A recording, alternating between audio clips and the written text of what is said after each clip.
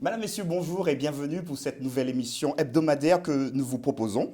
Aujourd'hui, nous aborderons donc la synthèse de l'étude numéro 9, le signe de l'Alliance. Pour nous accompagner dans cette synthèse, nous accueillons Jean-Jacques Chaffograc.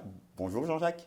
Bonjour Martial, Je suis heureux de te recevoir aujourd'hui. J'espère qu'il en est de même pour toi. Tu es heureux d'être là? c'est réciproque. Parfait.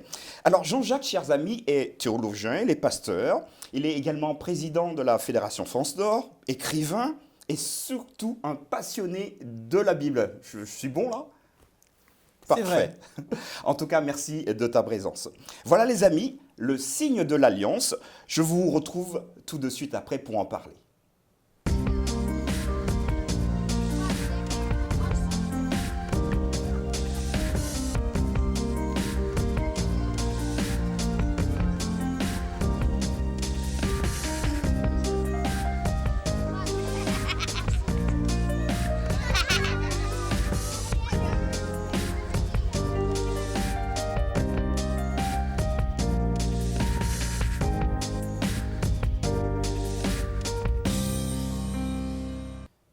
Voilà, donc nous sommes de retour.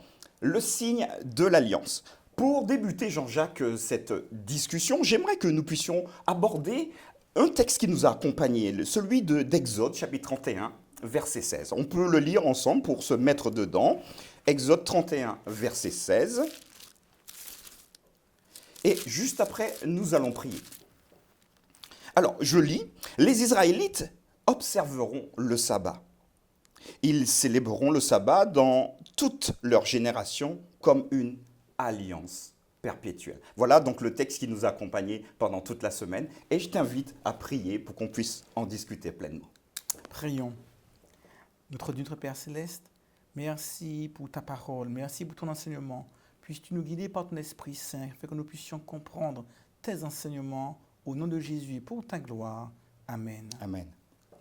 Merci de ta prière, Jean-Jacques. Alors oui, les Israélites observeront le sabbat. J'ai un petit problème quand je lis ce texte. Pourquoi ce texte s'adresse-t-il aux Israélites et pas à toute l'humanité? Parce qu'on est censé comprendre, sauf si je me trompe, que le sabbat c'est pour tout le monde. Alors pourquoi dit-il les Israélites et pas toute l'humanité? Est-ce que le sabbat n'est pas fait pour tous les humains? Si on regarde bien ce qui est dit dans le même livre, dans Exode au chapitre 20, il est parlé des 10 paroles que Dieu va prononcer. Il dira, je suis l'Éternel Dieu qui t'a fait sortir du pays d'Égypte, de la maison de la servitude. Donc Dieu s'adresse manifestement au peuple d'Israël qui est sorti de la servitude dans le pays d'Égypte. Et après, on entend, tu ne tueras point. C'est ça. Est-ce à dire que les autres peuvent tuer et pas le peuple d'Israël? Donc le fait de rappeler au peuple d'Israël le sabbat, ou une certaine éthique, un comportement, ne pas tuer, ne pas voler, ne pas mentir, ne veut pas dire qu'ils en ont l'exclusivité. Okay. Parce que personne n'imaginerait que toute l'humanité peut tuer, sauf les Israélites. Absolument, absolument. Donc je vois cela comme un rappel particulier, dans un contexte particulier, sans que cela n'exonère les autres de pouvoir s'y conformer à leur tour. Très bien. Donc là, on est bien clair que ce n'est pas parce que le texte va préciser les enfants d'Israël ou un peuple particulier que ça se limite à eux. Tout à fait. Bien. Alors, tu échanges avec l'un de tes amis, il faut le voir comme ça, imagine-le, et tu abordes les origines du sabbat. Celui-ci va te répondre, il s'agit d'une histoire de juifs, même si on en a parlé à l'instant, mais il s'agit d'une histoire de juifs. C'est un jour donné à Dieu, mais pour les Israélites. Alors, quels sont les éléments que tu pourrais lui donner à cet ami pour lui permettre de mieux cerner les origines du sabbat et la pertinence du sabbat, mais pour tous les hommes jusqu'à 2021 aujourd'hui? Le premier élément, lorsqu'on retourne aux origines du sabbat, c'est le récit de la création. Ouais. Et il nous est dit que lorsque Dieu eut fini de créer la terre, le ciel, la mer et ce qui y est contenu, que Dieu va se reposer le 7e jour. D'accord.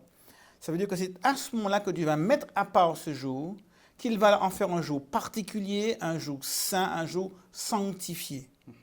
D'où ma question. Adam était-il juif? Bonne question. Il est clair, lorsqu'on regarde la généalogie, que Adam, est le père de toute l'humanité et que tous les peuples descendent d'Adam. Donc on voit bien que le sabbat n'est pas une question liée à un peuple, mais liée à la création. Ok. Et or, Adam, étant le représentant de toute l'humanité, on peut par là comprendre que le sabbat a été quelque chose de mis à part par Dieu pour l'humanité toute entière, tous ceux qui descendent d'Adam. Parfait. Donc, toi et moi. Exactement. Et puis nos amis qui nous écoutent Eh également. ben, dès lors que l'on descend d'Adam, on se Voilà. sent concerné parce que Dieu a dit à Adam. Ouais. Alors, si le même ami te dit, ouais, mais écoute, c'est bien beau ton truc, mais je préfère me reposer le jeudi au moins parce que c'est ma coupure hebdomadaire, je préfère le jeudi, est-ce qu'il y a un problème à cela? Mais si tu as une fiancée, tu en rêves, tu es passionné et tout le reste, que celle-ci te donne rendez-vous demain à midi. Si tu te pointes à 9 h du matin, je doute qu'elle y soit. Je pense aussi, ouais, Et effectivement. si tu y vas à 16 h, je crois qu'elle sera déjà partie. Ouais, Elle ne t'aura pas attendu de midi jusqu'à 16 h.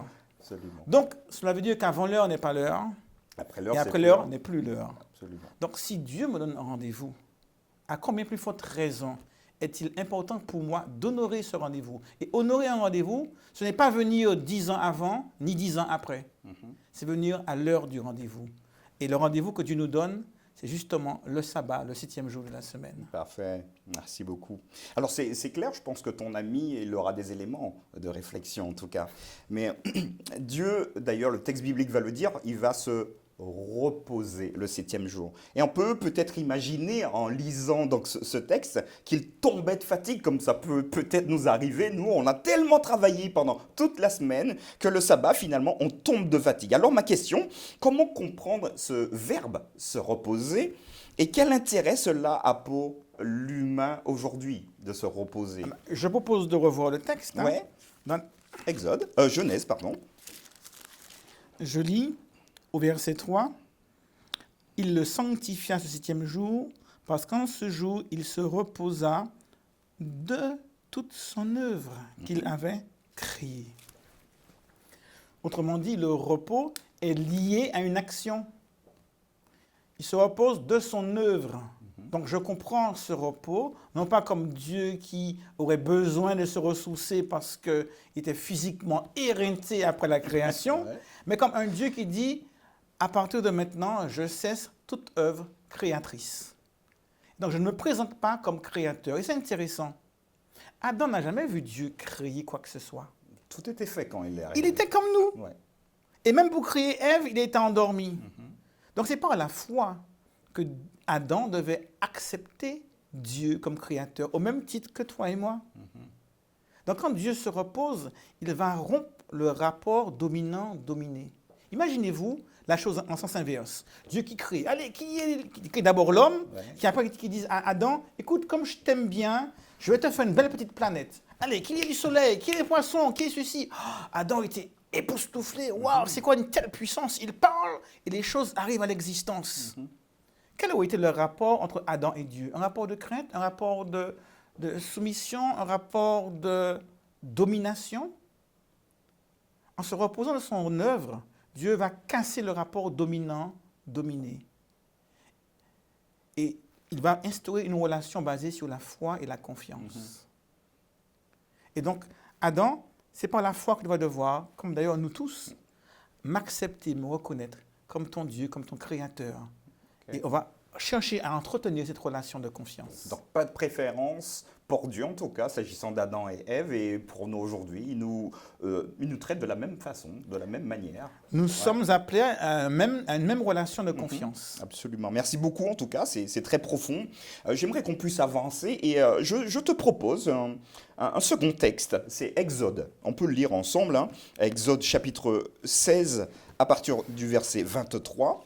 Vous pouvez lire avec nous, hein, vous qui nous suivez, Exode chapitre 16 à partir du verset 23.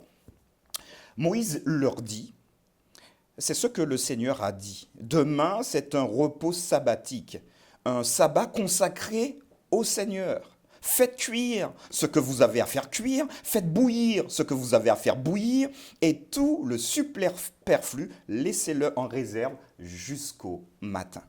Voilà donc un texte ici, et ma question, elle va être interpellante, même intéressante. Moi quand je l'ai écrite, cette question, elle m'a interpellé. Donc voilà un texte qui peut nous interpeller. S'agit-il ici d'une prescription de faire ou de ne pas faire, où on devrait donc avoir un enseignement plus léger ici, plus pardon, général ici? Donc en clair, est-il interdit de faire une infusion le jour du sabbat? Parce qu'il faut faire bouillir, pas bouillir. Donc du coup, pour faire mon infusion, je fais bouillir de l'eau. Donc est-ce que c'est une prescription? Je continue encore mes questions, elles sont lourdes.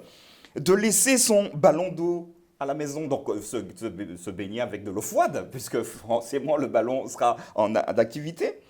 Peut-être de prendre sa voiture, parce qu'à partir du moment où on prend la voiture, donc forcément, il y a le système d'eau qui va commencer à bouillir parfois si la voiture est en surchauffe. Alors, qu'est-ce que c'est dans ce texte, dans Exode chapitre 16, verset 23, une prescription, ou est-ce qu'il y a un enseignement beaucoup plus profond ici? Bouillir, pas bouillir, faire cuire, ne pas faire cuire. Alors, c'est vrai que parfois, certains approchent la question du sabbat en termes de ce qui est faisable ou ce qui n'est pas faisable. Que puis-je faire ou que ne puis-je pas faire le jour du sabbat? D'ailleurs, à l'époque de Jésus, c'est ainsi que les Juifs abordaient la question bien souvent. Tu sais qu'à l'époque de Jésus, on ne devait pas porter sa clé le jour du sabbat. Parce que porter la clé serait porter un fardeau. Or, porter un fardeau, c'est transgresser le sabbat. Donc, on ne pouvait pas non plus laisser sa maison ouverte. Donc, on va inventer une loi pour contourner la première loi en disant qu'on peut quand même porter sa clé en forme de boucle de ceinture. Ce n'est plus une clé, mais une boucle de ceinture. Ça. Ou encore, on ne peut pas cracher le jour du sabbat, parce que cracher voudrait dire peut-être arroser involontairement une herbe. Or, arroser, c'est un travail le jour du sabbat. Okay. Et on pourrait démultiplier ainsi toutes les règles et rentrer dans des règles quasiment insolubres pour pouvoir savoir ce qu'on peut faire ou ne pas faire le jour du sabbat. Et Jésus va répondre pour expliquer que ce n'est pas la bonne manière d'aborder la compréhension du sabbat. Je vais l'illustrer. Imaginons que nous ayons la visite de Martiens. Le Martien découvre l'humanité, ses habitudes humaines, et tout surpris, et il nous pose la question, mais c'est quoi le mariage? C'est quoi ce mariage? Imaginez la réponse que quelqu'un pourrait lui faire. Oh, le mariage? Oh, c'est un jour spécial, et ce jour-là, je ne vais pas au travail. Ce jour-là, je ne vais pas mettre mes habits pour faire mon bricolage, ni pour jardiner, ni pour réparer ma voiture. Et je lui dis tout ce que je ne fais pas le jour de mon mariage. Aura-t-il une juste idée de ce qu'est un mariage?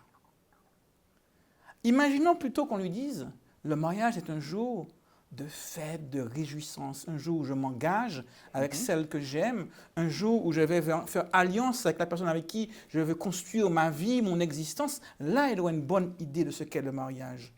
Il en va de même pour le sabbat. Souvent, on décrit le sabbat de manière négative, ce qu'on ne peut pas faire le jour du sabbat. A-t-on imaginé de décrire le sabbat en disant ce que je peux faire le jour du sabbat? Ce jour de délice, ce jour de joie, ce jour où on a une communion particulière, ce jour où on a vraiment le sentiment que Dieu déverse des bénédictions extraordinaires, ce jour où on oublie beaucoup de choses pour pouvoir rencontrer ses amis dans le chant, la louange, l'adoration, la prière. Ce jour où on est content d'encontrer une communauté de foi qui ressent, qui a les mêmes valeurs, qui partage mes valeurs, qui peut m'enrichir par leur présence, par leur soutien. Ce jour où je me sens soutenu et où j'oublie parfois mes petites détresses de la semaine et commencer à décrire le sabbat positivement.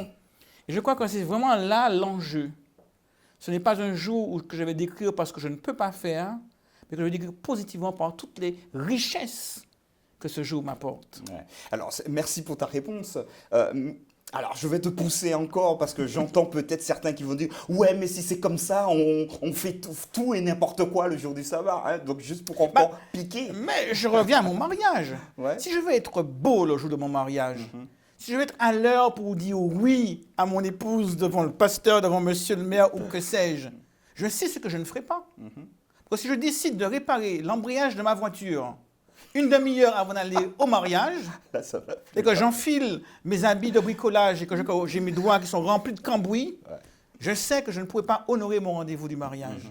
Donc celui qui est focalisé sur toutes les belles choses qu'il peut vivre le jour du sabbat, il saura ce qu'il ne peut pas faire et qui pourrait éventuellement l'empêcher de vivre ce rendez-vous avec le Seigneur. D'accord, merci beaucoup. Voilà, merci beaucoup en tout cas pour ta réponse qui est vivante, qui est pertinente également, qui nous permet finalement d'avoir peut-être une approche différente s'agissant du sabbat, qui est un jour qui est là pour justement bonifier l'homme et pas pour l'asservir, lui mettre un poids. Euh, L'étude de mercredi, hein, donc de cette semaine, nous invite à voir le sabbat comme un signe de sanctification. Alors, en quoi le sabbat me sanctifie-t-il? Que signifie d'ailleurs sanctifier? Et enfin, est-ce que tout être humain qui observe le sabbat est automatiquement sanctifié? J'aimerais avoir ton point de vue Ouais, là-dessus. c'est vrai que c'est une notion qui peut être interpellante. On parle des objets qui sont saints, des objets qui sont réservés à des usages particuliers, Ouais. des objets sacrés. Et on le voit autour de nous, hein, parce que dans la fonction publique ou ailleurs, il y a des objets qui sont réservés à des fonctions bien particulières. Il y a des lieux aussi, la notion d'espace. Un gymnase est réservé à certaines activités. C'est ça. Si on va dans un parc, dans un gymnase professionnel pour le basket, c'est un parquet sur lequel on ne fera pas n'importe quoi. Ouais. On ne marchera pas Parce avec des que talons. ce lieu est réservé au basketball, pas pour faire du golf. Parfois, on l'appelle le temple. Voilà. Donc on voit bien que dans la société, il y a des objets où il y a des lieux qui sont réservés à des fonctions bien spécifiques. À la mairie aussi, il y a des salles pour les mariages, il y a des salles pour les réceptions, les bureaux, les espaces. D'ailleurs, généralement, à la maison, c'est pareil, hein. Les enfants ne sont pas appelés à jouer au football devant la télévision, dans le salon. On va dans le jardin. Ou à la cuisine. Voilà, exactement. Et on ne cuisine pas généralement dans sa chambre. Ouais, c'est malvenu. Donc, à partir de là, on voit que la notion de mettre à part des objets ou des lieux à des fonctions particulières existe dans la société. D'accord. Et là, ce qui est spécifique, c'est que c'est un espace-temps. Un espace-temps réservé à quelque chose de spécifique. On l'a également dans notre société. Il y a un moment pour dormir, il y a un moment pour travailler, il y a un moment pour s'amuser, il y a des moments consacrés à Ouais. des choses. Donc on va dans la même dynamique d'un lieu, parfois une église, d'un espace-temps, un jour particulier qui est mis à part pour une fonction particulière, celle d'entrer dans une relation particulière d'adoration avec Dieu. Et donc lorsqu'on parle de sanctification, rendre saint, mettre à part un temps, un espace, pour entrer dans une communion particulière avec Dieu. Et en ce sens, on va honorer le rendez-vous que Dieu nous a donné. Très bien. Alors, ma question, donc c'est vrai, donc merci, mais j'aimerais juste qu'on puisse rajouter, est-ce que tout être humain qui finalement rentre ou célèbre le sabbat hein, est automatiquement sanctifié? Ah, alors, il y a deux éléments de réponse. Il y a des choses qui peuvent être mécaniques. Quiconque fait le choix de dormir 8 heures par jour sera en meilleure santé que celui qui ne dort qu'une heure par jour. C'est mécanique. Et je crois que dans le sabbat, il y a des choses quasi mécaniques. Le seul fait de faire une rupture dans la routine professionnelle, le simple fait de dire que je vais rencontrer mes amis pour passer un temps avec ces personnes qui me font du bien, c'est déjà quelque chose qui, d'office, est objet de bénédiction. Parce que mécaniquement, psychologiquement, j'ai besoin de rupture, j'ai besoin de relations, j'ai besoin de communion et de fraternité. Mais ça va plus loin. Il y a aussi la dimension transcendantale, où, parce que j'honore un rendez-vous avec Dieu, je sais que Dieu a en réserve des bénédictions pour moi, parce que Dieu veut bénir ses enfants.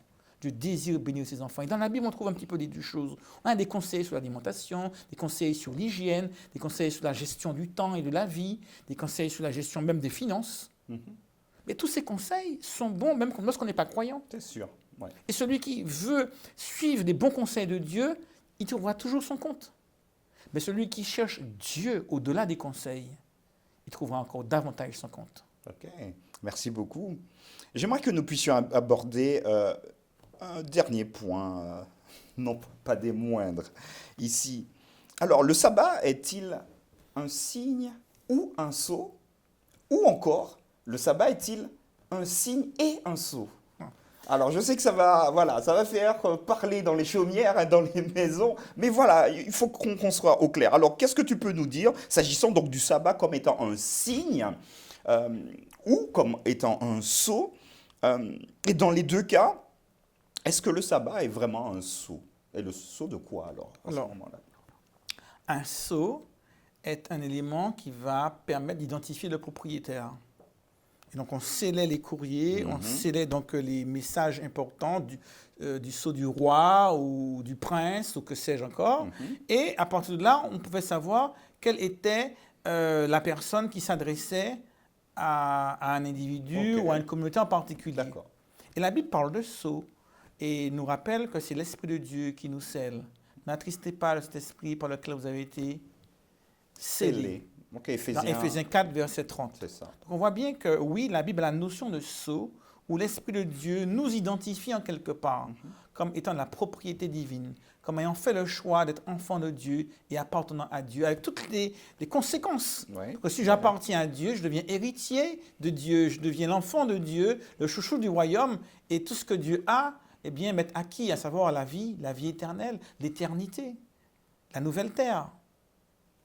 La Bible a une autre notion en lien avec le sabbat, c'est la notion de signe. Et dans la Bible, notamment dans l'Ancien Testament, on parle du sabbat comme étant un signe. Qu'est-ce qu'un signe? Quelque chose qui va me donner quelques indications.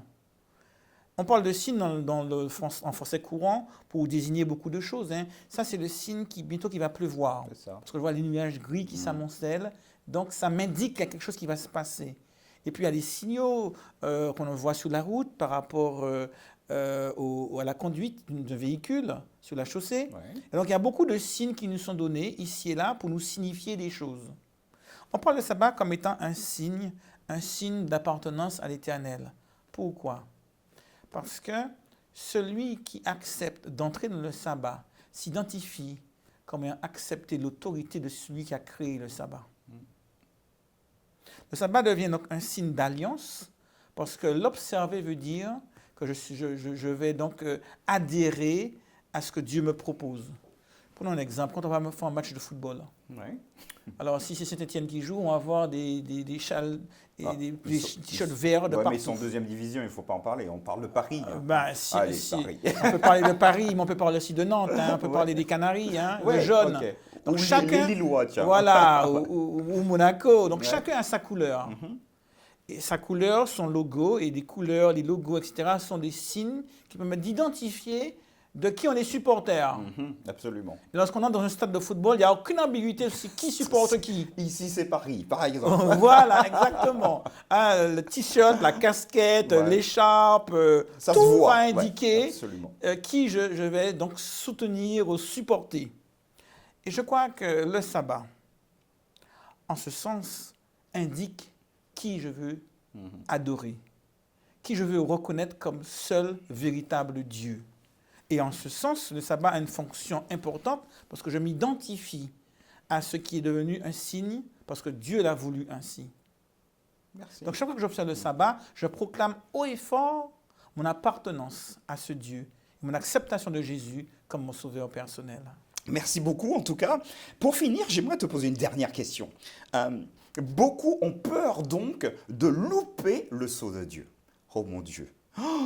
Ou d'avoir cette fameuse marque de la bête. Donc, sceau de Dieu, marque de la bête. Et on a peur. Faites attention parce que vous allez avoir la marque de la bête. Donc, on a peur. Et bien évidemment, on va voir autour un peu avant l'an 2000, les codes barres. Ah, attention, les codes barres, la marque de la bête. En fait, maintenant, on voit plein de choses. Alors, imagine-toi maintenant, j'aime bien ce petit jeune homme qui vient te voir et te dire, pasteur, j'ai entendu que le vaccin du Covid-19, c'est un moyen pour que la marque de la bête puisse arriver et que de cette manière, on perdra le sceau de Dieu.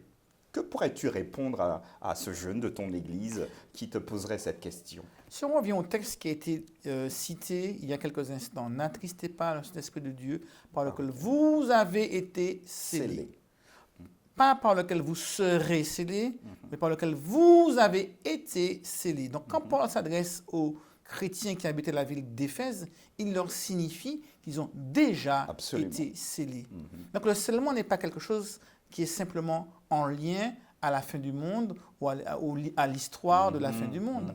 Le scellement est quelque chose qui est en lien avec mon acceptation de Jésus comme mon sauveur personnel.